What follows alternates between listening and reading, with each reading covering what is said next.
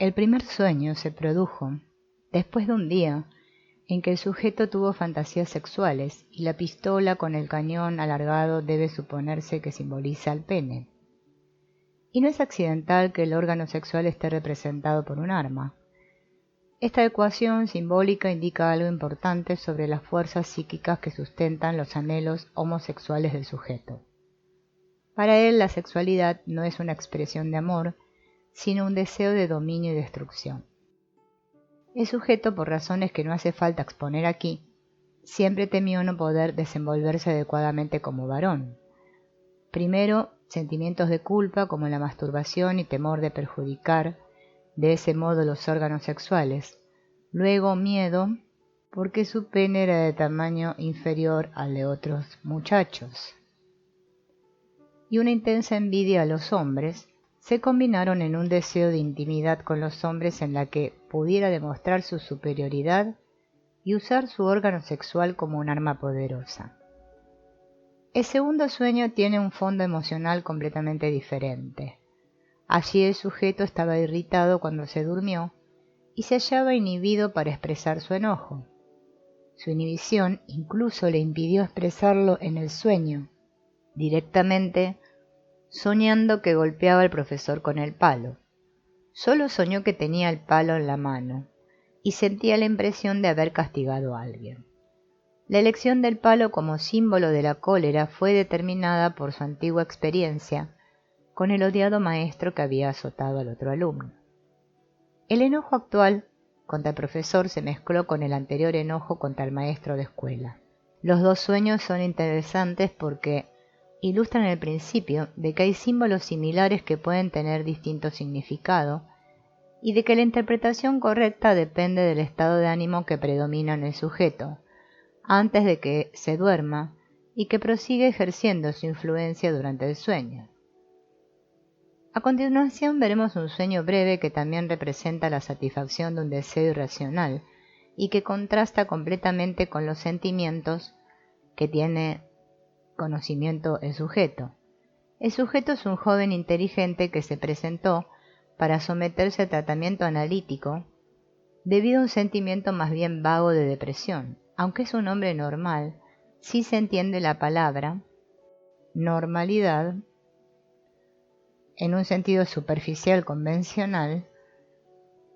El paciente había terminado sus estudios 2 años antes de comenzar el análisis y desde entonces trabajaba en un puesto que correspondía a sus intereses y era conveniente en cuanto a las condiciones de trabajo, el sueldo, etc. Era considerado un buen empleado y hasta excelente. Pero ese cuadro externo era engañoso. El joven experimentaba un constante sentimiento de inquietud. Tenía la impresión de que no desempeñaba sus tareas todo lo bien que podría, lo cual era cierto. Se sentía deprimido a pesar de su aparente éxito. Eran particularmente penosas para él sus relaciones con su patrón, que tendía a ser un tanto autoritario, aunque dentro de límites razonables. El paciente oscilaba entre actitudes de rebeldía y actitudes de sometimiento. A menudo tenía la impresión de que se le formulaban exigencias injustas, aun cuando no era así. En esos casos tendía a ponerse triste o a discutir. A veces cometía errores sin saberlo en la ejecución de esos trabajos forzados. Por otra parte, era cortés hasta el exceso, casi sumiso con su patrón y otras personas con autoridad. En completo contraste con su actitud de rebeldía, admiraba enormemente a su jefe y se sentía desmedidamente contento cuando éste lo elogiaba. La constante alternancia de estas dos actitudes provocaba una verdadera tensión y agravaba el estado deprimido de su ánimo. Debemos añadir que el paciente que había llegado de Alemania después de la subida de Hitler al poder era un ardiente antinazi, no solo en el sentido convencional de sustentar una opinión antinazi, sino de manera apasionada e inteligente. Su convicción política estaba quizá más libre de dudas que cualquier otra de sus ideas o sentimientos. Es de imaginar, por lo tanto, la sorpresa y la impresión que sintió una mañana al recordar clara y vívidamente el siguiente sueño. Estaba sentado con Hitler, manteniendo una agradable e interesante conversación. Yo lo encontraba encantador y me sentía muy orgulloso de que escuchara con gran atención lo que le decía. Al preguntarle sobre qué era lo que le decía a Hitler, respondió que no conservaba ni el más leve recuerdo del contenido de la conversación. Indiscutiblemente este sueño es el cumplimiento de un deseo. Lo que tiene de notable es que el deseo es completamente ajeno al pensamiento consciente del sujeto, y que aparece presentado en el sueño tan abiertamente. Por sorprendente que le haya parecido al soñante en aquel momento, no ha de asombrarnos tanto a nosotros al considerar el carácter del paciente en su conjunto, aunque nos basemos únicamente en los pocos datos que hemos consignado. Su problema central es el de su actitud hacia la autoridad. El hombre alterna en su experiencia diaria una actitud de rebeldía y otra de sumisa admiración. Hitler representa la forma extrema de la autoridad irracional, y el sueño nos revela claramente que a pesar del odio que le profesa, el lado sumiso del sujeto es real y vigoroso. El sueño nos permite apreciar la fuerza que tienen las tendencias sumisas con más exactitud de la que podemos obtener con la valoración del material consciente. ¿Significará este sueño que el sujeto es en realidad nazi y que su odio a Hitler es solo un encubrimiento consciente de sus sentimientos subterráneos, que serían los verdaderos? Planteo esta cuestión porque el sueño nos permite examinar un problema de gran importancia para la interpretación de todos los sueños. La respuesta de Freud sería muy esclarecedora. Freud diría que no era realmente Hitler con quien había soñado el paciente. Hitler era un símbolo de otra cosa. Representa al odiado y admirado padre del durmiente. El sujeto usa en el sueño, por así decirlo, el práctico símbolo de Hitler para expresar sentimientos que no pertenecen al presente sino al pasado, que no corresponden a su existencia como persona adulta sino al niño que lleva enquistado dentro de sí. Freud agregaría que lo mismo sucede con los sentimientos del paciente hacia su jefe. Tampoco tienen nada que ver con el jefe, que solo recibe la transferencia del padre del sujeto. En cierto sentido todo esto es muy cierto. La mezcla de rebeldía y sumisión se originó y desarrolló en las relaciones del paciente con su padre. Pero la antigua actitud continúa existiendo y se hace sentir respecto de la gente con la que el paciente entra en contacto. Es él quien sigue teniendo propensión a rebelarse o a someterse. Él, y no el niño que tiene en sí, ni el inconsciente, ni como quiera llamarle a esa presunta persona que lleva dentro de sí, pero que no es él. El pasado es importante, aparte de su interés histórico, pero solo mientras siga siendo presente, y ese es el caso del complejo de autoridad de nuestro sujeto. Al no poder decir simplemente que no es él, sino el niño que lleva adentro, y que quiere ser amigo de Hitler, ¿no se transforma el sueño en un poderoso testigo de cargo contra el sujeto? ¿No nos está diciendo que, pese a todas sus protestas en contra, el hombre es, en el fondo, nazi y solo superficialmente se cree enemigo de Hitler? Esta teoría no toma en cuenta un factor que es importante en la interpretación de los sueños, que es el elemento cuantitativo. Los sueños son microscopios a través de los cuales observamos los hechos ocultos del alma. Un sueño puede exhibir una tendencia relativamente pequeña dentro del complejo tejido de temores y deseos, presentándola como si tuviera la misma magnitud que otra tendencia de mucho mayor peso en el sistema psíquico del sujeto. Un disgusto relativamente pequeño, pongamos por caso, que hayamos tenido con una persona puede originar un sueño en el que la otra persona enferma y ya no puede fastidiarnos más. Pero eso no significa que nuestro enojo sea tan grande que realmente queramos que nuestro antagonista enferme. Los sueños nos suministran los indicios necesarios para descubrir la calidad de los temores y los deseos ocultos, pero no su cantidad.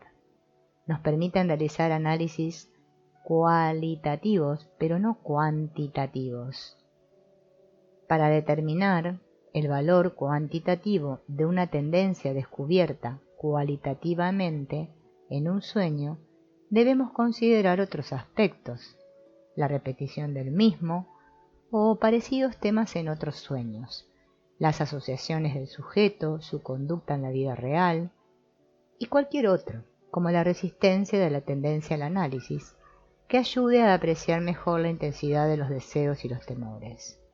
Además, tampoco es suficiente considerar la intensidad de un deseo para juzgar el papel y la función que desempeña en el conjunto de la trama psíquica.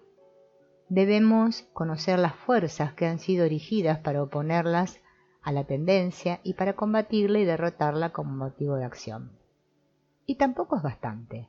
Debemos saber si esas fuerzas de defensa que actúan contra los deseos irracionales tienen sus principales raíces en el miedo al castigo y a la pérdida del amor, y hasta qué punto se basan en la presencia de fuerzas constructivas opuestas a las fuerzas irracionales reprimidas.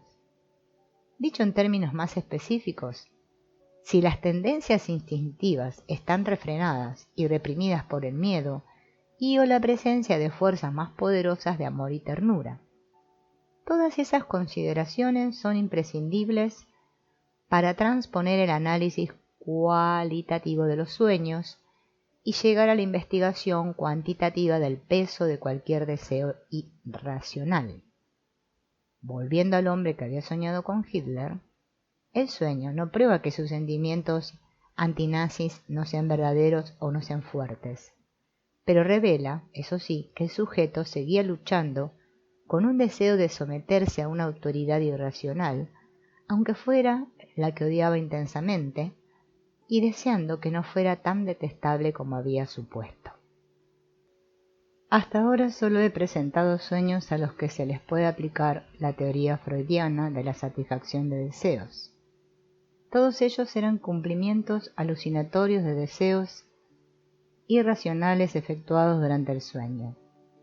Hemos podido entenderlos con mucho menos material asociativo del que presenta habitualmente Freud, debido a que en dos sueños citados anteriormente, el de la biografía botánica y el del tío, hemos visto ejemplos de sueños en los que las asociaciones desempeñan un papel indispensable. Procederé ahora a examinar varios sueños que también constituyen cumplimientos de deseos, pero en los cuales los deseos no tienen el carácter irracional que tenían en los sueños citados hasta ahora.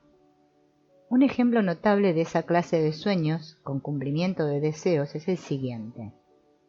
Presencia un experimento. Un hombre ha sido convertido en piedra. Luego un escultor esculpe en la piedra una figura. De pronto la escultura cobra vida y se dirige, presa de gran furia, hacia la escultora. Miro horrorizado y la veo matar a la escultora. Luego se vuelve hacia mí y yo pienso que si logro llevarla hasta la sala donde se encuentran mis padres, estaré a salvo. Lucho con la estatua y consigo llevarla a la sala. Allí están mis padres con varios amigos, pero apenas si levantan la vista cuando me ven peleando por salvarme la vida. Yo pienso, debía haberme dado cuenta hace rato que a ellos no les importa, y sonrío triunfalmente. Aquí termina el sueño. Para entenderlo es preciso que conozcamos algo sobre la persona del sujeto. Se trata de un joven médico de 24 años de edad que lleva una existencia rutinaria, dominado completamente por su madre, que maneja a toda la familia. El joven no piensa ni siente nada de forma espontánea, acude puntualmente al hospital y goza de simpatías por su modestia. Él se siente cansado, deprimido y no le ve mucha finalidad a la vida. Es el hijo obediente que se queda en casa, hace lo que quiere mamá y casi no tiene vida propia. La madre lo anima a que salga con mujeres, pero encuentra defectos a todas aquellas por las que el hijo demuestra algún interés. De tarde en tarde, cuando la madre se muestra más exigente que de costumbre, el hijo reacciona iracundo. Ella le hace ver entonces que la ha ofendido profundamente, que es un ingrato, y los estallidos de ira desembocan en una orgía de remordimientos y de intensificada sumisión a la madre. El día anterior al sueño había visto mientras esperaba el metro a 3 hombres más o menos de su edad, que conversaban en el andén. Eran evidentemente empleados de comercio que volvían a sus casas. Hablaban sobre su jefe. Uno decía que esperaba un aumento de sueldo porque el jefe lo estimaba mucho. Otro, que el día anterior el jefe había hablado con él de política. Era una charla propia de gente minúscula, rutinaria, insustancial, cuya vida se limitaba a las trivialidades del negocio y las anécdotas sobre el jefe. Al escucharlos, nuestro paciente se sintió de pronto sobresaltado y se le ocurrió pensar: así soy yo, así es toda mi vida. Yo soy igual que estos 3 empleados, un hombre muerto como ellos. Al día siguiente tuvo aquel sueño. Conociendo el estado psíquico general del sujeto y la causa inmediata que precipitó el sueño, no es difícil entenderlo. El hombre comprende que ha sido transformado en una piedra, que no tiene sentimientos ni pensamientos propios. Se siente muerto. Advierte luego que una mujer esculpe en la piedra una estatua. Es perfectamente obvio que este símbolo se refiere a su madre y a lo que había hecho con él. Comprende hasta qué punto lo transformó en una figura inanimada, pero no una figura de la que ella pudiera ser la poseedora absoluta. Si bien en la vida despierta el sujeto se había quejado a veces de sus exigencias, nunca se había dado cuenta de hasta qué punto había sido moldeado por su madre. Hasta ahora el sueño contiene una comprensión mucho más acertada y clara que la de sus conocimientos de la vigilia, comprensión sobre su propia situación y sobre el papel que desempeñaba su madre en su vida. Luego la situación cambia. El sujeto aparece representando 2 papeles, lo que es frecuente en los sueños. Es el espectador que presencia lo que sucede y es también la estatua que ha cobrado vida, y en un acceso de violenta ira mata a la escultora. Ahí experimenta contra su madre una ira que había sido completamente reprimida. Ni él ni nadie lo hubieran creído capaz de esa explosión de ira, ni de que su madre pudiera ser el blanco de la misma. En el sueño experimenta su ira no como propia, sino como perteneciente a la estatua animada. Él, el espectador, se siente aterrorizado por el hombre colérico que luego se vuelve hacia él. Esta división de una persona en 2, que acaece de forma tan sencilla en el sueño, es una impresión que solemos experimentar más o menos claramente. El sujeto teme su propia ira. En realidad esa ira es tan extraña a su mentalidad consciente que siente al hombre colérico como a una persona diferente.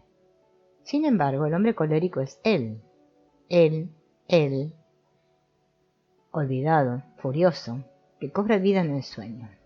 El durmiente, el observador, el hombre de la vida diaria se siente amenazado por esa cólera y tiene miedo a sí mismo. Lucha consigo mismo y concibe la esperanza de salvarse si logra llevar el conflicto, el enemigo, a sus padres. Esta idea expresa los deseos que gobiernan su vida. Cuando tengas que tomar una decisión, cuando no sepas afrontar los obstáculos, corre a pedir ayuda a tus padres o cualquier autoridad. Ellos te dirán lo que debes hacer, ellos te salvarán, aun cuando el precio sea un estado de continua dependencia y desdicha. Al resolver llevar al atacante a la sala, el sujeto sigue un recurso antiguo y muy usado. Pero en cuanto ve a sus padres, recibe una nueva e impresionante visión de sus padres, y sobre todo su madre, de la que esperaba ayuda, protección y consejo, de cuyo amor y sabiduría parecía depender todo. Ni siquiera levantan la vista para mirarlo.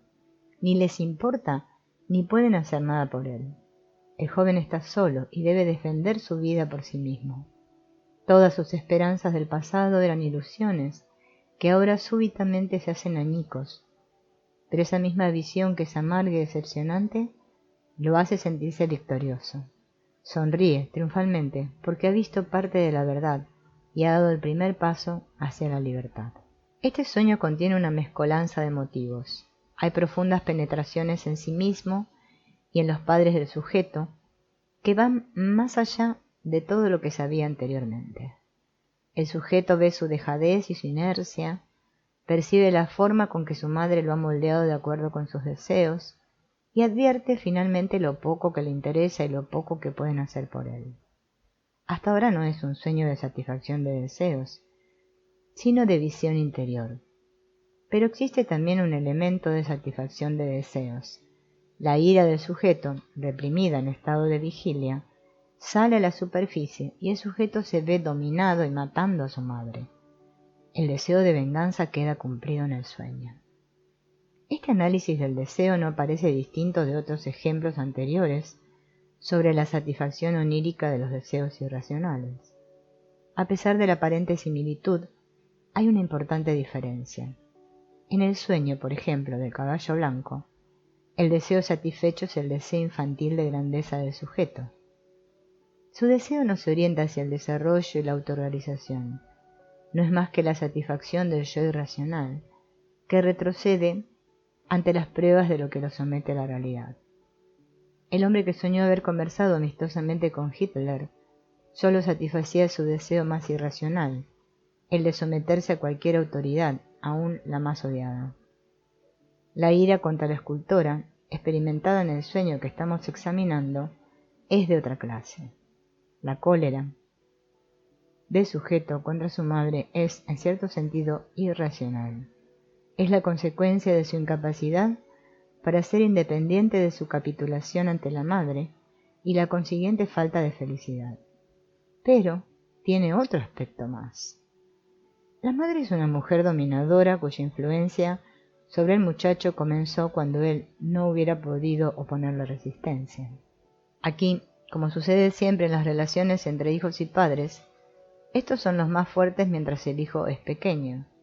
Cuando el muchacho llegó a ser bastante mayor como para dar expresión a su propia voluntad, su voluntad y su poder de autodecisión habían sido lesionados tan gravemente que el muchacho ya no podía tener voluntad ninguna. Establecida la constelación sumisión-dominio, tenía que seguirle necesariamente la ira. Si el sujeto hubiera podido experimentar conscientemente la ira, esa experiencia podría haber sido la base de una saludable rebelión. Habría conducido a una reorientación en términos de afirmación y de imposición. Habría alcanzado finalmente la libertad y la madurez. Logrado este objetivo, la ira desaparecería dando lugar a una actitud comprensiva y quizá amistosa hacia la madre. De este modo la ira, que en sí misma es un síntoma de falta de autoafirmación, sería un paso necesario del desarrollo sano y no sería irracional. En este caso, en cambio, la ira fue reprimida. El miedo a la madre y la dependencia de su dirección y autoridad impidieron al sujeto advertirla, y la ira vivió una existencia secreta en una profundidad subterránea en la que el soñante jamás podría alcanzarla. En el sueño, el sujeto, movido por la pavorosa y esclarecedora visión de su propia inercia, volvió a la vida junto con su ira. La ira fue una etapa necesaria y transitoria del proceso de su adultez, y por eso es fundamentalmente distinta de los deseos que aparecen en los sueños anteriores, cuyo cumplimiento hace retroceder en lugar de avanzar. El sujeto del siguiente sueño es un hombre que sentía un intenso sentimiento de culpabilidad. A los 40 años de edad seguía atribuyéndose la culpa por la muerte de su padre, acaecida 20 años antes. El paciente había salido de viaje y durante su ausencia, el padre había fallecido de un ataque al corazón. El hijo se sintió responsable de su muerte y se sigue sintiendo así porque cree que el padre murió a causa de una excitación, que si él hubiese estado en su casa la habría evitado. El hombre tenía siempre la idea de que sus culpas ocasionaban la enfermedad de otras personas y otras clases de daños. Realizaba una gran cantidad de ceremonias privadas, cuya función era la de expiar sus pecados y conjurar las malas consecuencias de sus acciones. Rara vez se permitía algún placer, y la diversión solo era posible cuando lograba clasificarla como deber. Trabajaba excesivamente, solo ocasional y superficialmente mantenía relaciones sexuales con mujeres, que habitualmente desembocaban en el deprimente temor de que había ofendido a la mujer y de que ésta ahora lo odiaba. Después de una considerable labor de investigación analítica, tuvo el siguiente sueño. Se había cometido un crimen. No recuerdo qué crimen era, y creo que tampoco lo sabía en el sueño. Voy caminando por la calle y aunque estoy seguro de no haber cometido ningún crimen, sé que si un detective me acusara de asesinato, yo no sabría defenderme. Sigo caminando cada vez más rápido en dirección al río. De pronto, cuando ya estoy cerca del río, veo a lo lejos una colina en la que hay una hermosa ciudad. La colina irradia luz. Veo gente bailando en las calles. Siento que, si pudiera cruzar el río, todas las cosas marcharían bien. Analista. ¡Qué sorpresa! ¿Es la primera vez que usted está convencido de no haber cometido un crimen y que solo tiene miedo de no poder defenderse contra la acusación? ¿Sucedió algo bueno ayer? Paciente. Nada de importancia, salvo que sentí cierta satisfacción al establecer el hecho de que un descuido que había ocurrido en la oficina no se debía, como había temido que pudieran creer, a un error mío, sino de otro. Analista. Veo, en efecto, que no deja de ser satisfactorio. ¿Podría decirme cuál fue ese descuido? Paciente. Llamó por teléfono una señora y dijo que quería ver al señor X, uno de los socios de la firma. Yo la atendí y me sentí muy impresionado por su hermosa voz. Le dije que fuera al día siguiente a las 4 y dejé una nota en el escritorio del señor X. La secretaria del señor X tomó la nota, pero en lugar de informar a su jefe, guardó el papel y se olvidó completamente del asunto. Al día siguiente llegó la señora X y quedó ofendida y apenada al enterarse de que el señor X no se hallaba presente y que su cita había sido olvidada. Yo la atendí y me disculpé, y minutos más tarde la persuadí para que me comunicara el problema que se proponía discutir con el señor X. Todo eso ocurrió ayer. Analista. Usted presume que la secretaria habrá recordado su negligencia y se lo habrá dicho a usted u otra clienta. Paciente. Sí, claro. Es raro que me haya olvidado de decírselo. Ayer parecía muy importante, solo que... pero es una tontería. Analista. Veamos esa tontería. Usted ya sabe por experiencia que nuestras tonterías suelen ser las voces más sensatas que hablan en nosotros. Paciente. Pues bien, lo que iba a decir es que cuando hablaba con la señora me sentía extraordinariamente feliz. Era un caso de divorcio, y por lo que pude inferir, la madre de la cliente, una mujer ambiciosa, la había obligado mediante engaños y amenazas a aceptar un matrimonio imposible. La joven había aguantado 4 años y finalmente había decidido poner fin a la situación. Analista. De modo que usted también tiene visiones de libertad, ¿no es así? Me interesa un pequeño detalle. Usted vio gente bailando en las calles como único detalle que distinguió de la ciudad. ¿Había visto alguna vez una escena semejante? Paciente. Aguarde. Sí, es raro. Ahora lo recuerdo. Cuando tenía 14 años viajé con mi padre a Francia. El 14 de julio estuvimos en un pueblo y presenciamos la celebración. Por la noche vimos a la gente bailando en las calles. Fue la última vez que recuerdo haber sido realmente feliz. Analista. Y anoche logró retomar el hilo. Vio la libertad, las luces, la alegría, el baile, como cosas posibles, como algo que había experimentado en otra ocasión y que podía volver a experimentar de nuevo. Paciente. Siempre que sepa cruzar el río. Analista. Sí. Esta es su situación actual. Por primera vez reconoce que no ha cometido realmente el crimen, que existe una ciudad en la que usted es libre y que un río que puede ser cruzado lo separa de esa vida mejor. ¿No había caimanes en el río? Paciente.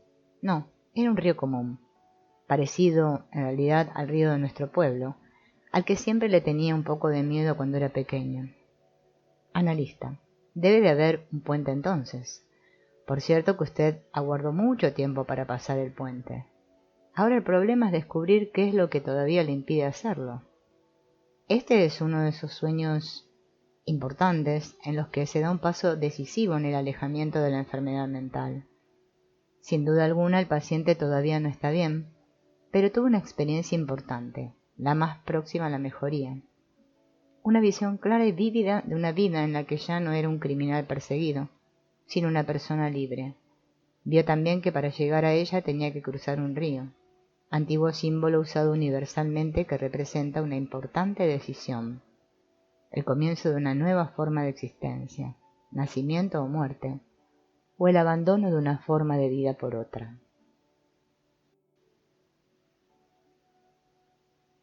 La visión de la ciudad es el cumplimiento de un deseo, pero es un deseo racional, representa la vida y proviene de esa parte del sujeto que había estado oculta y enajenada. Esa visión es real, tan real como todo lo que éste ve con los ojos durante el día, solo que todavía necesita la soledad y la libertad de la existencia durmiente para estar seguro de ella. Veamos otro sueño sobre cruzar el río. El sujeto es un niño mimado, hijo único, consentido por sus padres, admirado por ellos como un futuro genio. Se le daban todas las comodidades y todos los halagos, sin pedirle ningún esfuerzo, desde el desayuno que la madre le llevaba a la cama, hasta las conversaciones que el padre mantenía con los maestros y que terminaban siempre expresando su convicción sobre las maravillosas dotes del muchacho. Ambos padres lo cuidaban de los peligros con morbo o temor. No le permitían nadar, ni hacer caminatas, ni jugar en la calle. El niño a veces quería rebelarse contra las restricciones. Pero ¿por qué se iba a quejar si poseía todas aquellas cosas maravillosas? Admiración, caricias afectuosas, juguetes a montones y una protección casi completa contra todos los peligros exteriores. El muchacho era realmente dotado, pero nunca logró valerse completamente por sí mismo. En lugar de aprender a manejar las situaciones, su objetivo era el de ganar aplausos y admiración. De ese modo se volvió dependiente de otros y miedoso. Pero la misma necesidad de elogios y el miedo engendrado, cuando no los recibía, lo volvieron furioso y hasta cruel. Comenzó el tratamiento analítico debido a un estado de inquietud que le producía constantemente su grandeza infantil, su dependencia y sus iras y temores.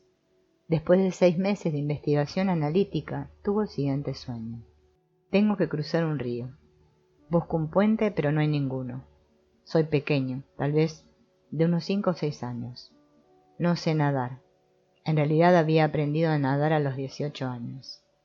Veo entonces un hombre alto, moreno, que me hace señas de que puede transportarme en brazos. El río tiene más o menos 1,5 metros de profundidad. Yo me alegro y lo dejo que me lleve. Cuando me sostiene en los brazos y comienza a caminar, me siento de pronto presa del pánico. Sé que si no huyo moriré. Ya estamos en el río, pero yo me armo de valor. Me desprendo de sus brazos y salto al agua. Al principio creo que me voy a ahogar, pero luego comienzo a nadar y no tardo en llegar a la otra orilla. El hombre había desaparecido. El día anterior, el sujeto había estado en una fiesta y de pronto se había dado cuenta de que todo su interés se concentraba en el objetivo de ser admirado y estimado. Se sintió por primera vez completamente infantil y comprendió que debía tomar una decisión: optar por seguir siendo un niño irresponsable o aceptar la penosa transición a la madurez. Sintió que no debía continuar engañándose, haciéndose creer que todo era como debía ser, y tomando sus éxitos de simpatía por verdaderas hazañas. Agitado por esos pensamientos, se había dormido. El sueño no es difícil de entender. El cruce del río es la decisión que debe tomar para pasar de la ribera de la infancia a la costa de la madurez. Pero no puede hacerlo porque se considera un niño de 5 o 6 años y no sabe nadar. El hombre que le ofrece transportarlo representa a muchas personas: el padre, los maestros, todos los que se presentaban y prestaban ayuda para llevarlo en brazos, seducidos por su encanto y sus prometedoras condiciones. Hasta ahora el sueño simboliza con exactitud su problema interior y su habitual manera de resolverlo. Pero ahora aparece un nuevo factor. El sujeto se da cuenta de que si permite que lo vuelvan a transportar en brazos provocará su destrucción. Esta percepción es aguda y clara. El joven siente que debe tomar una decisión y salta al agua. Advierte que sabe nadar, aparentemente ya no tiene 5 o 6 años, y que puede llegar a la otra orilla sin ayuda. También esto es una realización de deseos, pero como en el sueño anterior es una visión del sujeto, de su meta de adulto, es una sutil toma de conocimiento de que su método habitual de ser llevado en brazos no puede menos que conducir a la ruina. Además, sabe que podrá nadar, siempre que tenga el valor de arrojarse al agua. No hace falta decir que a medida que fueron pasando los días, la visión perdió su primitiva claridad. El alboroto diurno sugería que no se deben extremar las cosas, que todo iba bien, que no había motivo para abandonar las amistades, que todos necesitamos ayuda y que él, el sujeto, sin duda alguna la merecía, etcétera, etcétera. Todas las razones que acostumbramos a fabricarnos para enturbiar una percepción clara pero incómoda. Con todo, al cabo de bastante tiempo el paciente llegó a ser de día tan sensato y valiente como lo había sido de noche, y el sueño se cumplió. Estos últimos sueños ilustran un punto importante: la diferencia entre los deseos racionales y los irracionales. A menudo deseamos cosas que se hallan arraigadas en nuestra debilidad y la compensan. Soñamos que somos famosos, omnipotentes, queridos por todo el mundo, etc. Pero a veces soñamos deseos que son una anticipación de nuestras metas más valiosas. Nos vemos bailando, volando, vemos la ciudad de la luz, experimentamos la amable presencia de amigos, aun cuando todavía no seamos capaces de experimentar en la vida despierta los placeres del sueño. La experiencia de este último nos revela que al menos somos capaces de desearlos y verlos cumplidos en una fantasía onírica. Sueños y fantasías son el comienzo de muchas hazañas, y nada sería peor que repudiarlos o despreciarlos. Lo importante es la clase de fantasía que imaginamos, si es de las que nos hacen avanzar o de las que nos retienen encadenados en la improductividad. El siguiente sueño es característico de una profunda penetración en el problema del sujeto y un buen ejemplo de la función que representa el material asociativo. El sujeto, un hombre de 35 años, sufría desde la adolescencia de una leve pero insistente depresión. El padre había sido un hombre tranquilo pero poco afectuoso. La madre había sufrido agudas depresiones desde que el hijo tenía 8 o 9 años. A Chico no lo dejaban jugar con otros niños. Cuando salía de casa la madre lo reprendía, acusándolo de ocasionarle penas. Solo se libraba de los reproches refugiándose en un rincón con sus libros y sus fantasías. A cualquier manifestación de entusiasmo su madre respondía encogiéndose de hombros y observando que no había motivo para tanta alegría y excitación. El paciente, aunque refutaba mentalmente los reproches de su madre, sentía no obstante que ella tenía razón y que él tenía la culpa de su desdicha. Sentía, también, que estaba mal equipado para la vida, porque habían faltado en su infancia varias de las condiciones esenciales necesarias para triunfar. Le afligía la idea de que la gente pudiera descubrir la pobreza afectiva, más que material de su crianza. Uno de los problemas que lo trastornaban de manera especial era el de la comunicación con las demás personas, sobre todo la reacción a los ataques o las burlas. Se sentía completamente perdido frente a esa clase de conducta y solo se encontraba cómodo con un pequeño grupo de amigos. He aquí el sueño. Veo un hombre sentado en una silla de ruedas. Comienza a jugar una partida de ajedrez, pero sin mucho agrado. De pronto se interrumpe y dice: «Me quitaron hace mucho 2 piezas de mi juego, pero yo lo completo con Tesail». Luego añade: «Me han insuflado una voz, la de mi madre. La vida no vale la pena ser vivida». Parte del sueño se puede entender fácilmente conociendo algo de la historia y los problemas del sujeto. El hombre de la silla de ruedas es el mismo. La partida de ajedrez es la partida de la vida, particularmente en el aspecto de que a uno le atacan y debe contraatacar o usar otra clase de estrategia. El sujeto juega la partida sin mucho entusiasmo, porque se siente mal pertrechado para ello. Hace mucho me quitaron 2 piezas de mi juego. Es la sensación que tenía también en su vida despierta, o sea, de que en su infancia lo habían privado de muchas cosas, y que esa era la razón de su inaptitud para enfrentarse a la vida. Las 2 piezas que le habían quitado, el rey y la reina, el padre y la madre, que sólo existían con una función negativa, la de desengañar, regañar, atormentar y reprochar. No obstante, logra arreglarse para jugar con la ayuda de Tesail. Aquí nos habíamos quedado estancados, lo mismo que el sujeto. Paciente. Veo la palabra claramente ante mí, pero no tengo la menor idea de lo que puede significar. Analista. En el sueño, al parecer, conocía su significado. Después de todo, ese sueño es suyo. Y la palabra la forjó usted. Probemos con las asociaciones libres. ¿Qué se le ocurre cuando piensa en la palabra? Paciente. Lo primero que se me ocurre es Tesalí, Tesalia, comarca de Grecia. Sí, recuerdo que cuando era chico me había impresionado mucho Tesalia. No sé si será realmente así, pero considero Tesalia como una parte de Grecia de clima cálido y uniforme, en la que viven pastores que llevan una existencia tranquila y feliz. Siempre la he preferido a Esparta y Atenas. A Esparta la aborrecía por su espíritu militarista. Atenas no me gustaba porque los atenienses me parecían unos snobs hipercultos. Sí, yo me sentía atraído hacia los pastores de Tesalia. Analista. La palabra con que usted soñó no era Tesalí, sino más bien Tesail. ¿Por qué la cambió? Paciente. Es curioso, pero ahora se me ocurre pensar en un flail, mayal, la herramienta que usan los campesinos para desgranar el centeno. También lo emplean como arma, cuando no tienen otra cosa. Analista. Eso es muy interesante. Tesail entonces se compone de Tesa, Ali y Fl-Ail.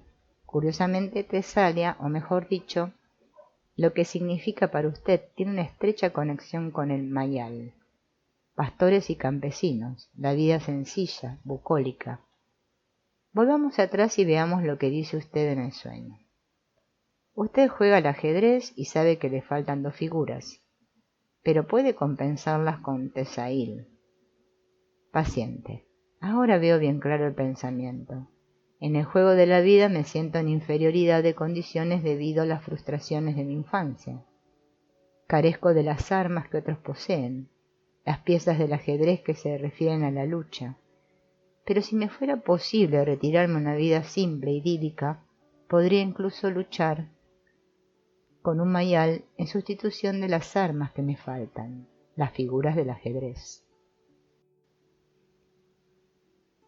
Analista. Pero el sueño no termina ahí. Después de interrumpir la partida, usted dijo, me han insuflado una voz. La vida no vale la pena ser vivida. Paciente. Eso lo entiendo perfectamente. Después de todo, yo juego a la partida de la vida solo porque estoy obligado a hacerlo. Pero en realidad no tengo ningún interés en ella. Lo que he sentido siempre de forma más o menos intensa desde la infancia es precisamente eso que digo en el sueño. La vida no vale la pena ser vivida. Analista. Es verdad. Eso es lo que usted siempre sintió. Pero, ¿no hay en el sueño un importante mensaje que usted se envió a sí mismo? Paciente. ¿Se refiere a que yo digo que ese asunto de la depresión me fue infundido por mi madre? Analista. Sí, a eso me refiero.